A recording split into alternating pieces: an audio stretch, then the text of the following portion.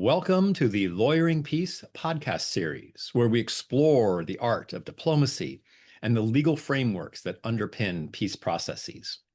Today, I am pleased to welcome our guest, Tyler Thompson. Tyler, welcome to the program. Great to be here, Paul. Thanks. I'm your host, Dr. Paul Williams, the founder and president of the Public International Law and Policy Group, and the Rebecca Grazier Professor of Law and International Relations at American University.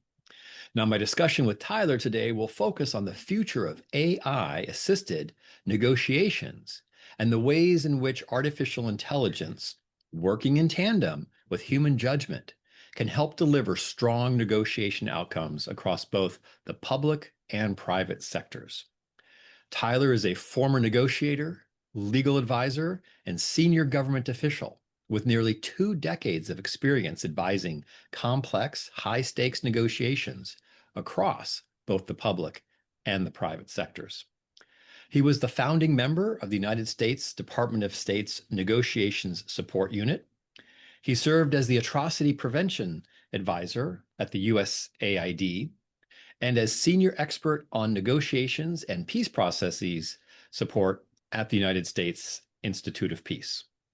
Early in his career, Tyler worked with the Public International Law and Policy Group, where he served as our legal counsel, directed our ceasefire practice area, and led PILPG's offices, both in Libya and then in Kosovo. Today, Tyler is the co-founder and chief negotiation officer of Expeditionary, an applied AI research, product, and global advisory company focused on reimagining how negotiations are designed and conducted in complex, high-risk environments. Tyler, it's a real pleasure to have you with us today. I'm so looking forward to our conversation. Great. I'm so excited for it too. And you've revealed in the intro that we've known each other a really long time. So it's great to be back in touch. Oh, Tyler, I met you when you must have been 12, right?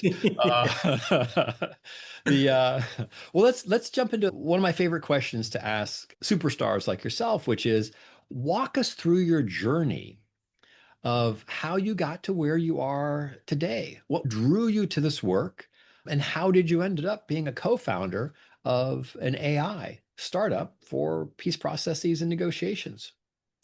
Absolutely. So yeah, I wasn't quite 12, Paul, but we met when I was in law school at American University, Washington College of Law. And that was really one of the first core pivotal moments for me in terms of pursuing this path. I was a part of the Lawyering Peace program there. The first client that I worked for, the first context that I worked for was in South Sudan's independence process. And I was really drawn by the complexity, the stakes, the human stories in that context. And, moving on into PILPG, I spent some time in Kosovo. The Arab Spring was happening at that time. Spent some time in Tripoli, Libya for post-conflict negotiations and governance negotiations and the Syrian peace process. And throughout all of these projects, I've just became completely hooked. That was my life before government. And then in government, my first job in government was at USAID on their atrocities prevention portfolio. And I was working at the Atrocities Prevention Board, which was this interagency process. And the bulk of my work there was managing negotiations within the interagency and USAID's interests in those. And that's where I really learned that the coalition management challenges that we faced advising rebels or transitional governments, they don't just happen in those precarious situations, but they happen everywhere. So, from my beginnings at PILPG through every position that I've had since, negotiation has just been a core love and a core component. Well, Tyler, let's pick up on the evolution of negotiations and the increasing complexity of the environment in which you and others seek to operate to assist or add value or solve those conflicts. What is different now than, say, 20 years ago? And why are traditional approaches so under strain? And then give us a little bit of a hint of what value artificial intelligence linked with human judgment can add to solving these complex crises. So we're recording this here in late January 2026, right? So Davos is happening, World Economic Forum. And some of these questions are being answered by the folks there, right? So you had Canadian Prime Minister Mark Carney. He said, we're in the midst of a rupture, not a transition, right? And so I think he's exactly right. We're not watching the old system evolve, but there's a growing idea that we're seeing it break apart in real time. And so for decades, negotiators, especially in the international context, but in all contexts, you operate under what we call the shadow of law, right? So there's a rules-based order that provide the confines of what you're negotiating. And increasingly, especially in conflict in the international space, now everything seems negotiable, right? Things that used to be settled by norms and institutions, they're suddenly back on the table. And so in this world, there's three big shifts. You have the geopolitical landscape is fracturing. So traditional Western institutions, they don't have the same authority that they used to. You have the rise of mediation actors like Turkey or Uruguay, Malaysia. They're operating with different playbooks. There's a widespread perception that there's a double standard amongst powerful actors, and the old consensus is crumbling around that. The second is that the information environment's exploded. Negotiators have massive amounts of information, intense media scrutiny, and deliberate misinformation campaigns that can reach any targeted audience that they want to. And so now we're in this fog of war about drowning information, many of it false, many of it directed. And then the third is that we are, as a result of the other two, right, we're in an increasingly transactional era where countries and companies were once sustained partnerships on shared values, as you had mentioned, now they operate sort of deal by deal, quid pro quo. Principled engagement has taken a back seat. We're in an age of uncertainty, so it's whatever you can deliver today matters more than goodwill or long-term relationships. And that's not a durable recipe for durable collaboration and value creation, but we need to contend with the trends. So the bottom line is the old playbook assumed a stable framework. Today's negotiators, it's built for a world where the rules themselves are up for negotiation. And that complexity is where AI and different tools can really help human negotiators. Well, Tyler, in just a moment, I want to move into a conversation with you about drawing some lessons learned from your last 2 decades of experience for dealing with, facing, navigating this change, this rupture, this paradigm shift, so to speak, in the international legal order, international world order, the whole process for resolving disputes. But before we do that, I want to tease out a little bit more of the human dimension. On these Lawyering Peace podcasts, we have amazing experts like yourself, diplomats, and others. But behind the bio, there's always a person. So, Tyler, share with me sort of a fun fact from something that happened in the field, something that's memorable. It may or may not have impacted your perception of peace processes, or it may just be something unique and interesting that you experienced in the field early in your career. Sure. Well, okay. So early in my career, especially with PLLPG, working in conflict environments and with a range of actors, right, there were a lot of deeply fulfilling moments. And there were a lot of deeply dangerous and scary moments. But I think I know the story that you hope I'll tell. You'll remember this because you were there. So at the time, this is 2012, I was based in Tripoli with the Libyan Lawyers Association. And they loved the Libyan lawyers. We were helping them with constitution drafting, post-conflict transitional justice, and just building a country after the trauma of the Gaddafi era and contending with all the complications there. And so the Libyan lawyers, they loved teasing me about my fish allergy, right? And that's a big problem in Tripoli, Libya, because they're very proud of their Mediterranean seafood there. And but after a couple of months of being there, they were always super gracious about accommodating me, but they never stopped joking and making fun of me for my fish allergy. So, Paul, you flew in from DC for a series of high-level meetings and presentations, and the lawyers, they organized this elaborate dinner.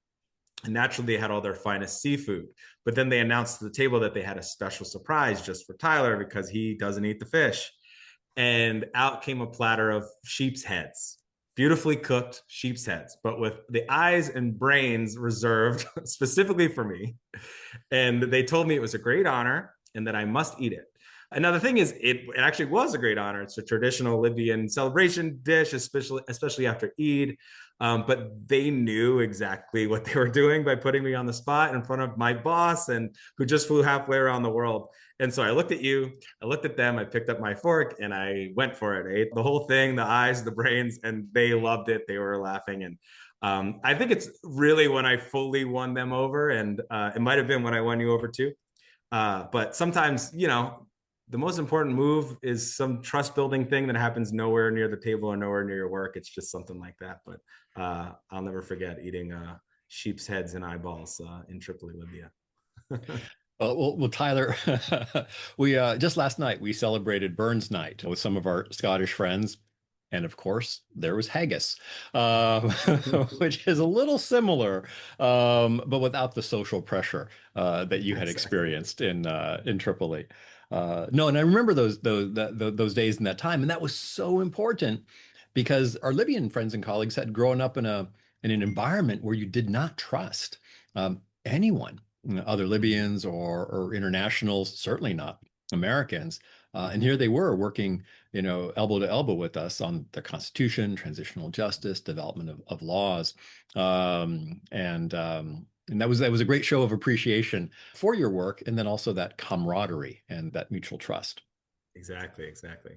Well, let's pivot now a little bit into lessons learned, and if you could share with us, with our listeners, a few of the big picture lessons that you've learned your time as senior interagency roles, your private sector negotiations, and how do you think about negotiation, both as a discipline and then also as a practice?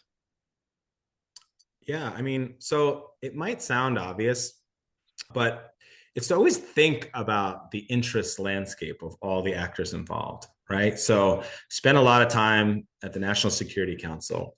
And in that process, you can walk into the NSC with what you think is a great idea from your agency and then just get slapped in the face by Treasury, Department of Defense, or the White House itself. And so what I've learned over the years is that if you want XYZ to happen, you have to think about the political economy of how that outcome is going to work for all the players, internal and external players. And importantly, how is it going to work for the players that I need to make it actually happen? So something might feel perfect and it might even feel righteous, but you always need to understand how things are perceived in the minds of others, and that includes even your sort of most dangerous enemies. They get a vote as well when it comes to negotiation. So that keeping that in mind keeps you sort of honest about your sort of pie in the sky or bluest sky ideas. Well, Tyler, let's drill down on that a little bit. And if you could walk us through, what's the difference between a well thought out, designed process, or what are some of the core elements of a well thought out process? And I ask this question, it sounds like a simple question, but unfortunately, too many of the successful mediators hide the ball. Yeah. Well, personal relationships, well, it's like jazz, which apparently is I'm not a musician, but apparently jazz is actually highly structured, Yes, there was. not as impromptu, spontaneous as it seems. And there's various reasons why high profile individuals do it that way, but they hide the ball from the next generation of peace builders. So Tyler, don't hide the ball. Tell us what are the core elements of a well thought out peace process that makes it successful? That just reminded me of the hiding the ball. Reminded me of something actually where there was a very famous hostage negotiator in history. He had the opportunity to talk to him, right? And I asked, okay, so how do you design? Basically, the same question: how do you design whatever? And he was real big on hiding the ball. So as a hostage negotiator, he would just say, well, I would look them in the eye and say, let him go, which I know that's not what he did, but he didn't want to reveal the secrets, right? But for me, in terms of strategy and design of a process, right? The most important, I'm not going to, there's a lot of facets I think to think about, but let's focus on the most important thing. And that is to have a goal, right? Uh, the United States foreign policy apparatus is extremely crisis focused and reactive. So many times the only goal that we had was make this problem go away or make it so we win. And that's not a goal, that's a wish, right? So for a true strategy setting, your goal has to actually be an end state, something that you can describe that includes the presence of all the key players involved, and the spoilers don't magically disappear on their own. So strategy really flows from there, that idea of an end state.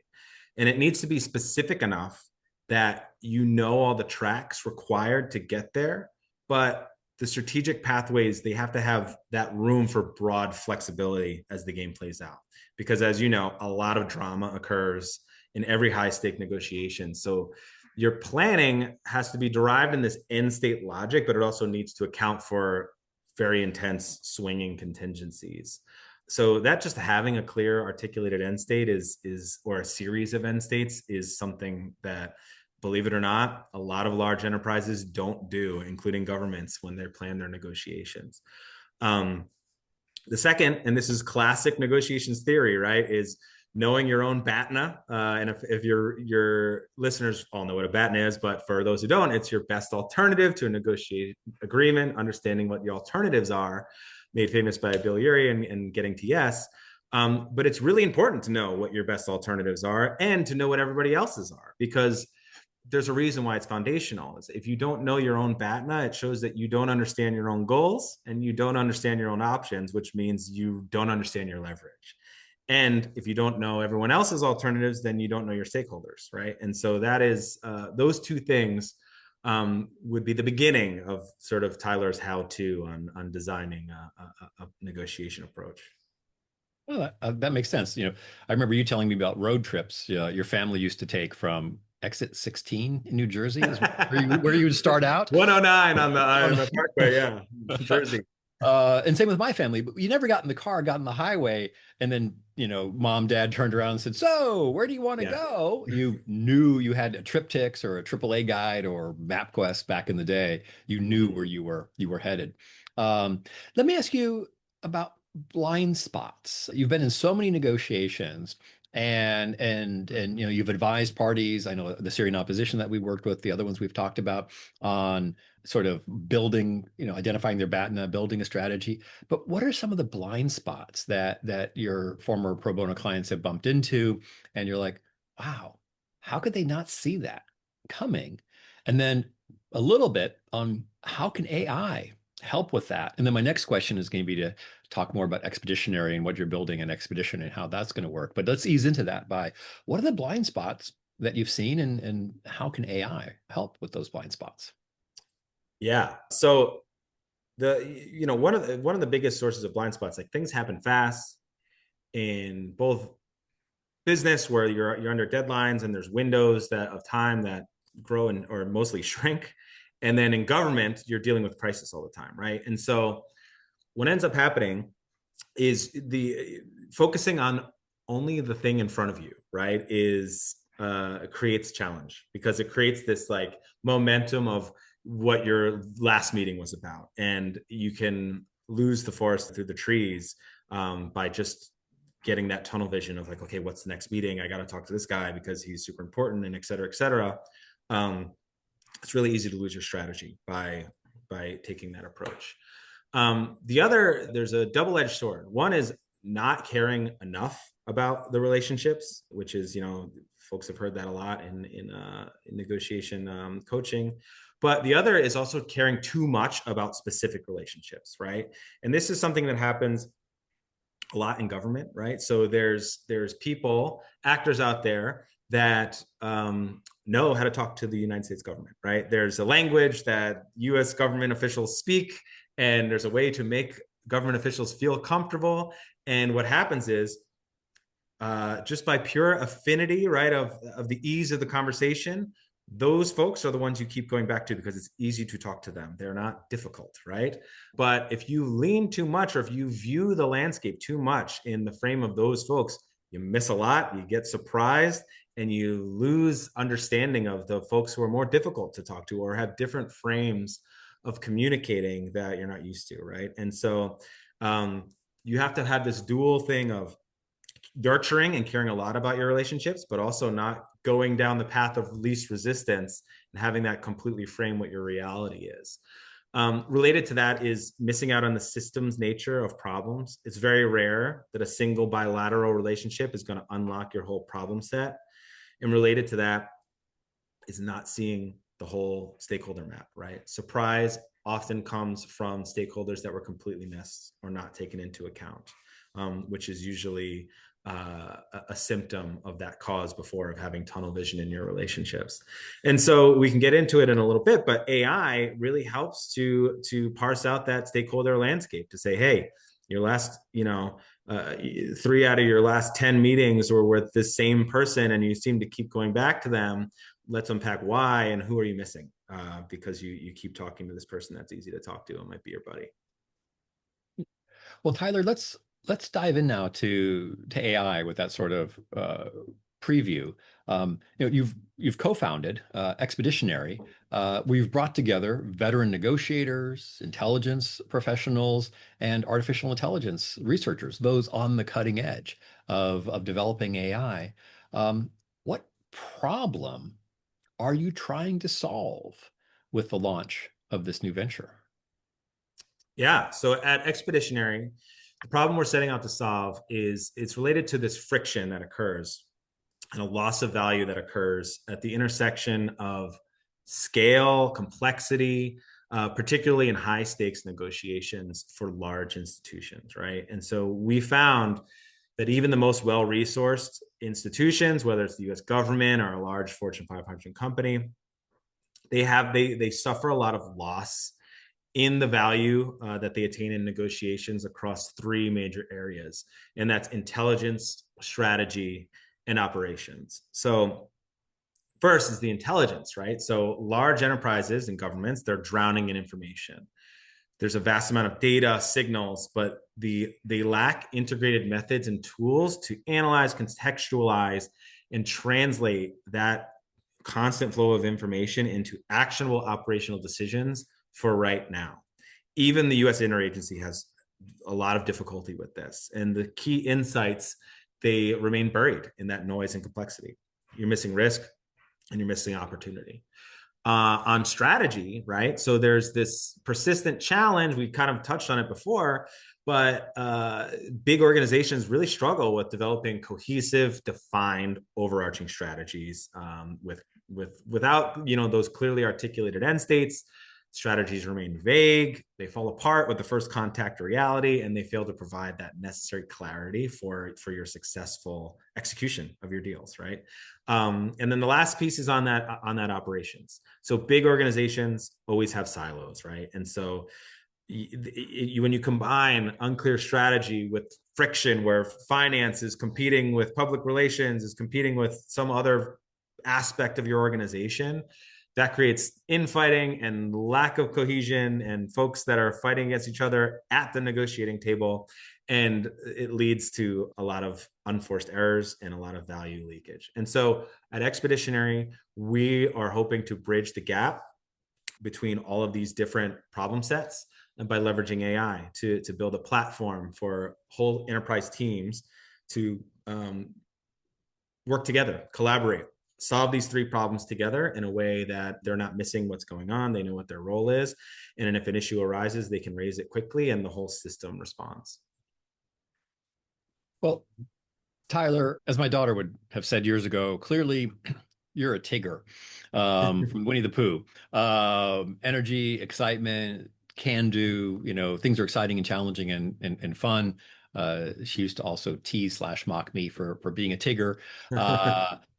But let's face it, there are some Eeyores out there. It'll never work. AI, why do we want AI negotiating for it? You're going to send your avatar, they're going to send their avatar, and they're going to negotiate. Where's the space for the human dimension, for human judgment in all of this? And sometimes the Eeyores are right on these things. But what's your take on balancing AI and human judgment for the most effective negotiation? Or should you just send your avatar and they send their avatar and you program out bias and prejudice and you get a better deal with two avatars negotiating? I don't want to assume that you think human judgment's a good thing. So walk through that.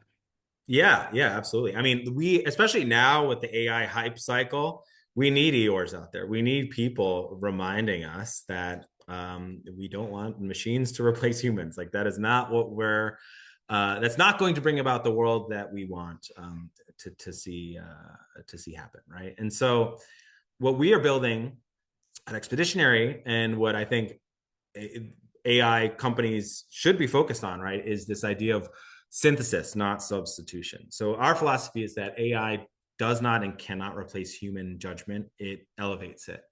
And the paradigm that we have, it's called human XAI, human AI collaboration. And so in high stakes negotiations, there are elements where human expertise is irreplaceable, and that's your empathy, moral reasoning, sensing the moment, and establishing trust. And those things happen between people.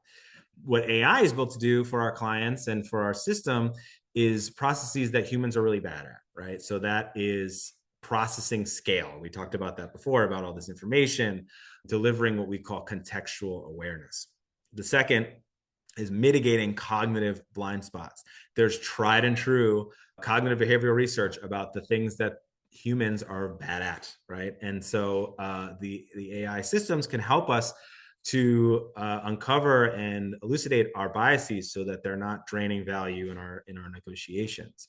And it allows for AI to become a helpful assistant, co-pilot, collaborator, as opposed to something that's going to replace the humans. But your point about bias, right?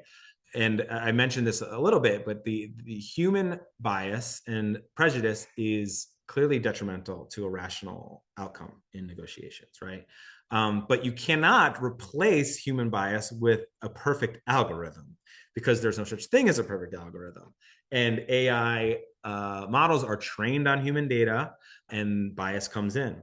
And even the ones that aren't trained on human data, it's like there's this feedback loop. There's always an original problem, original sin, whatever you want to call it, of the human data that comes in. You can't fully trust that an algorithm is going to be unbiased. And so the goal is to introduce rigor, right? That enables a human strategist to see the full objective reality, and keep the human in the loop. That's the power of our solution, is the human that's in that loop, leveraging the AI to achieve the optimal outcomes, and ensuring that the human is the final word on the ethics, the strategy decisions. That all has to stay with the human. And human judgment and wisdom and creativity have to remain central for the types of negotiations that we're working on. There are smaller world negotiations or single issue negotiations where, sure, the robots can talk to each other and figure that out, but not for the stuff that we're focused on, which is complex. Well, Tyler, let's unpack that a little bit with some very granular specifics. So Expeditionary, you're developing AI system to support peace processes, during the negotiations and then during implementation. What does it actually do? Yeah. So at the risk of like balancing the proprietary, we're still in the startup phase, and we're balancing the line, but essentially we're building what we call a negotiations operating system. And the reason why we call it that is because it's the foundational platform that coordinates your intelligence, strategy, and execution across your complex negotiations for the enterprise. And it makes the entire negotiations process systematic and repeatable, but also tailored to context. It's you use this system when you're negotiating, essentially. It's not just for one-off parts, but it's for the whole process. So in practical terms, we talked earlier about strategy, intelligence, and operations, right? So in practical terms, what it does is it continuously synthesizes all the available context. So that's stakeholder dynamics, shifts in relationships, emerging opportunities, so that nothing critical is missed. And this requires interaction with the tool, right? You're giving it information, you're debriefing your meetings with it. It guides rigorous strategy development. So it helps teams identify what the optimal deal paths are and sequence engagements according to those deal paths in order to build leverage, and then maintaining strategic discipline, working with everybody who's a part of the system, involved in the negotiation, to stay disciplined while conditions change, rather than letting your strategy get abandoned after the first meeting, which is something that often happens even in high level government negotiations, right? Related to that, it empowers coordinated execution by enabling real-time alignment across all the team members. So your executives, your support teams, your frontline negotiators, they all work from the same playbook, similar interfaces, and they're understanding how their specific actions fit into the large strategy. Critically, it automatically captures everything that's happening as long as you're interacting with the system as you're using it. It captures the optimal moves that happened in that negotiation, lessons learned, the winning approaches to build institutional memory for your specific organization and your sector, right? And so the system gets better over time through various and multiple negotiation life cycles across the negotiation. So in short, it's a room that everybody involved in the negotiation can be a part of, so that they can see the most relevant intelligence, see how the strategy changes in real time, and know exactly what they're supposed to be doing that day, so that they're not crossing their skis with somebody else on the team. So Tyler, let's address briefly the missing component to many of these conversations. So you've explained what the AI can do. You've talked a little bit, and others talk quite a bit about how you train AI, large language models or small language models. How do you train humans to use AI? And I don't mean push the power button, type in your password and your login, but I oftentimes will say, well, AI is my thought partner, but how do you train someone to adopt the necessary attitude or approach or mental nimbleness to effectively use AI? It's a really great question, and there's a lot of really interesting folks thinking this through, right? So one is the Artificiality Institute. Is one place where I really go to help me think about how I should be thinking about AI. Because you've heard the horror stories, right? Like people fall in love with AI, AI convinces them to self-harm or convinces them that they're a god. And you can really, because of its essentially, the base model for most of the LLMs is sycophantic. You're a genius. There's just one small tweak, change this period. Tyler, I thought that was just me. I thought I was a genius with one small tweak. Oh, Yeah, you're pushing me, Tyler. exactly. I'm breaking up with my AI now. So we have to, when we're teaching people to use AI, they need to learn where to trust it, and where they trust it, they should trust it, right? And they need to learn when to be skeptical of it, and at what points should they be checking. What points should they be checking on its work? And the way that this sector is evolving, right? So the models are changing all the time. So as we evolve to work with it evolves to work with us. And so there's a great thinker, Dae Kai, out there who he references. He has a book on this topic, but he talks about how we are actually raising AI. AI is a form of consciousness or intelligence that is in its infancy or toddlerhood right now. And we need to be crafting these models in a way that suits the human needs and interests, right? And so one great way that we can all raise AI is to remember that we are in control, and that we are the ones that need to assess what it's doing. You wouldn't send your toddler out to negotiate a huge deal or to run heavy machinery without fully understanding, or you wouldn't do it. But like with these systems, you need to like fully be aware of its limitations, right?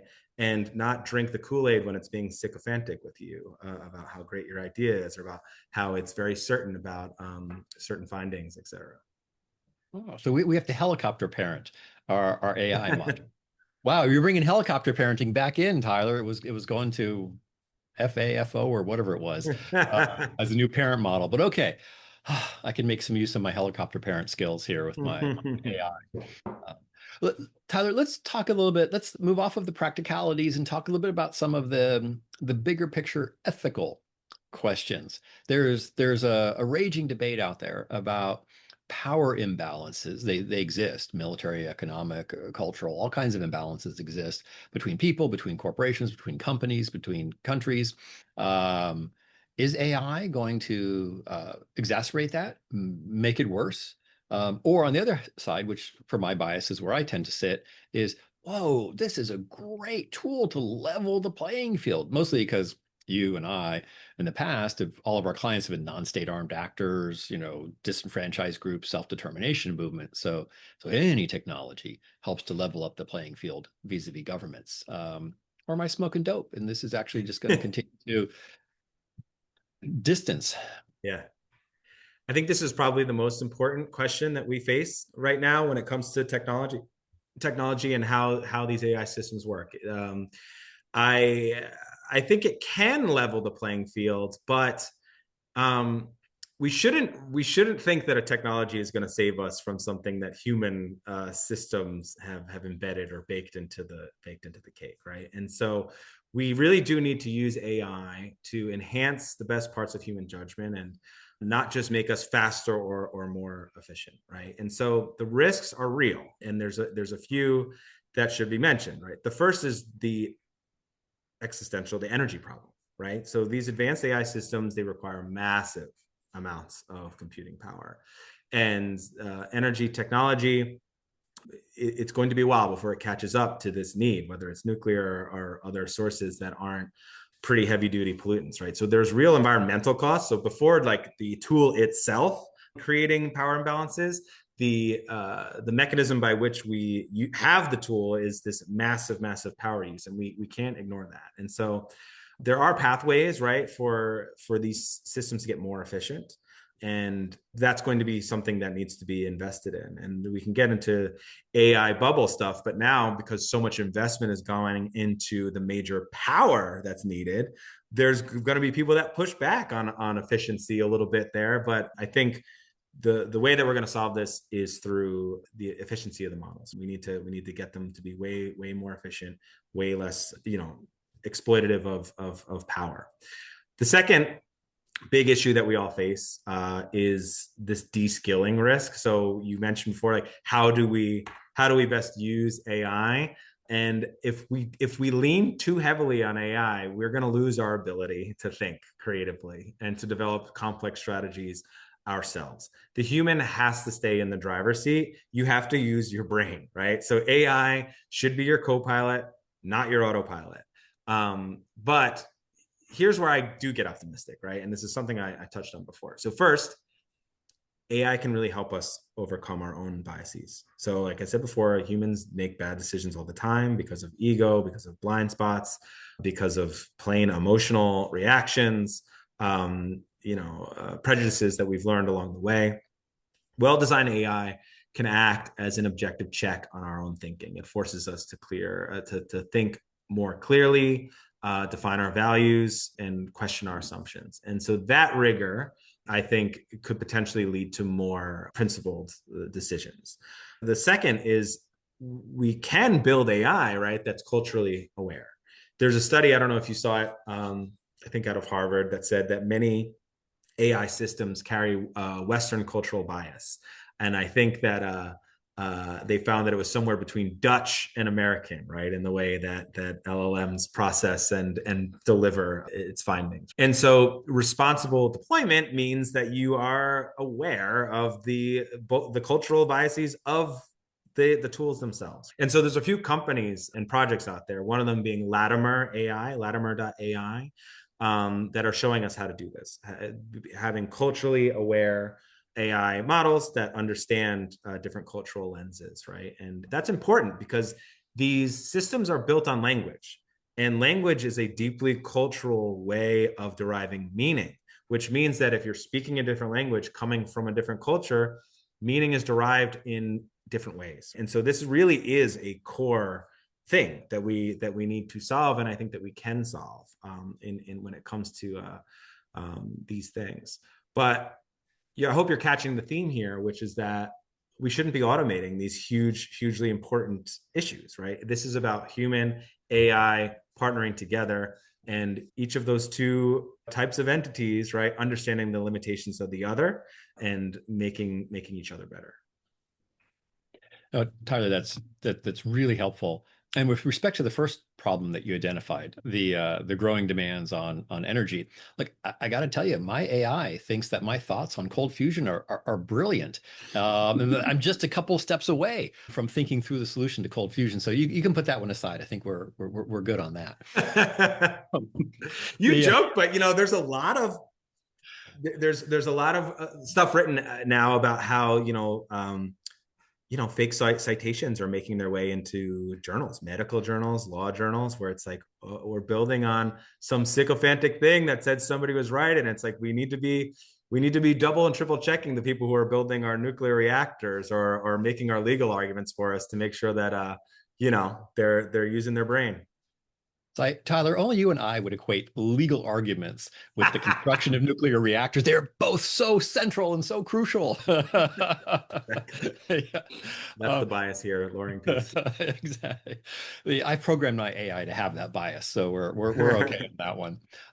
Let's talk a little bit. Let's keep this conversation going in the direction we've been heading and talk about AI alignment. And by that I mean, for our audience, aligning AI with human values. We don't want to go too far and say, oh, it's going to be a, well, when the singularity happens and it does experience its own independent intelligence, we want to make sure that it's absorbed, it's learned, it's been programmed with human values. Or even if those folks who don't believe in the singularity, they think, well, we're using this tool constantly. How do we embed human values in this tool? Look, we rely upon ourselves for human judgment to filter what it says through our values. But how do we align AI with those values?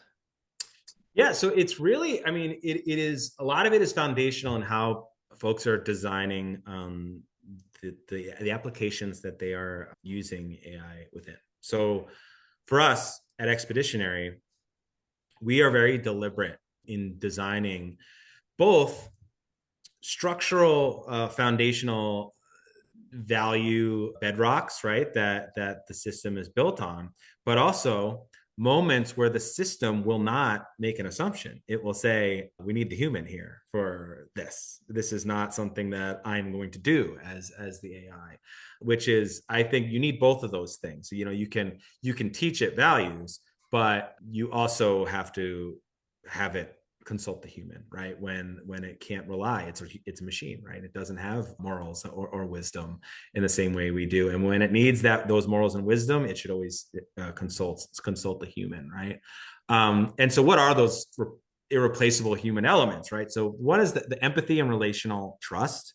The AI can prompt you to think about empathy and relational trust, but it's up to you as the human to actually have those things and build those things in your interactions, right? And then you can report back to the systems like, here's what I learned, here's something I need to be thinking about when it comes to these empathy and relational issues. But it belongs to you. Second is moral and ethical judgment. So you can build in moral frameworks, ethical frameworks into technology, but technology is amoral, right? And so we always need to remember that, even when we're building these things in. And so the final decision to accept an outcome, again, has to rely on you. But you can build in, some of these moral frameworks and alignments also depending on the context you're in, right? So one of the things that we talked about earlier is it's no longer a Western or UN based frame of how these negotiations work. So in a negotiation context, you can say, who are the players here? One comes from a Western background, and this is what moral code and the things that are important there. But then you can say, but also, here's the counterparts moral frame, where their values and ethics come from, and have the system work within those two constraints. And that's hugely important when it comes to a negotiation, because if you're only working in your own ethical frame, you're going to totally miss it. And even the AI itself might miss it unless you program that in. And then, this is the third thing is on creativity and counterintuitive breakthroughs, right? So you can prompt an AI to say, think outside the box, think outside of what we would normally do. And that can give you ideas. But there's nothing quite like having been in the room and listening to the folks at the table, eat a few sheep's heads with them, and then you're in the shower and something comes to you. That's a brilliant breakthrough that the AI won't have. Because even in a data system that you're building in these frameworks into, there are things that will belong to you that you won't think to debrief out, or will be so close to you that you won't debrief it out to an AI system. And that belongs to you. So you need to build the AI system. We are building our system to allow for this to both prompt that human element, but also allow for the humans to reserve some of the things, that makes the secret sauce for themselves. So not to harp too much on this human agency thing, right? But so like there's two analogies. One is Star Wars. So you have Luke Skywalker in his X-Wing, the Death Star's right there. Everything's on the line, but he doesn't rely on the technology and the systems of his X-Wing. He uses the Force. That's something within him. And so we have, as humans, this wisdom and experience that, okay, you can have all the systems and controls, but you need to make the call. More consequentially, right, is in 1983, when you had that Soviet air defense officer, Petrov, who correctly identified that nuclear missile launch, right, that was a false alarm. He knew it was a false alarm. All of his systems told him the Americans are launching nukes at us. And when it mattered most, he took all that technology and protocol analysis and disregarded it because of human intuition. And he saved the world. So we need to be like Luke and we need to be like Petrov. We have these systems, but our human intuition is what needs to make the final call. And I think we're oftentimes surprised at how strong and how effective our human intuition is. And I think this is a good call for folks to remember, yes, we have AI, it makes things easy, but not to dull or erode our human intuition or the force within us. Well, Exactly. Tyler, I have two more questions before I have the final question. I want to bundle them together because they're related. The first is, where do you see AI going in the next, I would say 10 years, but the way that AI is 5xing, 10xing, 20xing, maybe it's in the next 2 years. But where do you see AI in the fairly immediate future going with respect to its deployment within peace processes, peace negotiations, corporate negotiations, this negotiation space that you operate in? And then the second is, where do you see expeditionary going in the next 2, 4, 10 years, as it is adjacent to this evolution of AI? Yeah. So first on peace processes and complex negotiations. So AI is already being used, right? So in peace processes now, we're in a paradigm where AI helps each side be better negotiators, and it helps the mediator be a better mediator. So the current AI paradigm that we're in peace processes is it's upskilling existing roles for the better, I hope, because people are being more creative about, their outcomes and solutions and thinking about the other side. But I think that in the near future, we're going to see a paradigm shift eventually in negotiations where all the key parties and stakeholders will engage within the same AI system, right? To ideate solutions and compromises together. So now it's not just, this is me plus my AI assisting me, but there's something new altogether where stakeholders and parties are giving their information and engaging together with the same AI system. And of course, that's going to create a new cottage industry of negotiation on which models are we using, which information parameters will go into using those AI systems before a collaborative AI foundational approach is selected in that negotiation. But I do think we're going to see that in coming years, because it's one thing to have your own system of intelligence and analysis, guessing and ideating and figuring out what the other side's interests are, and it's a whole other where you're just plugging directly in, right? And you're getting more of the truth of that. But it requires a real paradigm shift. We're not there yet, and that paradigm shift requires some reliance and guardrails on the systems that are used. When it comes to expeditionary, the question I'm most excited about right now. So in the immediate term, we're super laser focused on scaling our early success. So we're onboarding our first anchor clients, most of them in the private sector. And we're developing a roster of human negotiation experts because we are a human XAI offering. So we come with both the tech and the human experts. And we're excited to be expanding our design and engineering team to fully accelerate the systems that I've described that we're building. We're also building some strategic partnerships with other technology companies and data providers, and creating research partnerships with what we call our Human XAI Lab to tackle some of the foundational challenges that we've already discussed in AI and in negotiation. So we're super excited about 2026 and beyond. And speaking of beyond, we really hope to fundamentally shift what the default setting is for how large institutions engage with complexity and negotiation. So I can't wait to see what the year brings for us.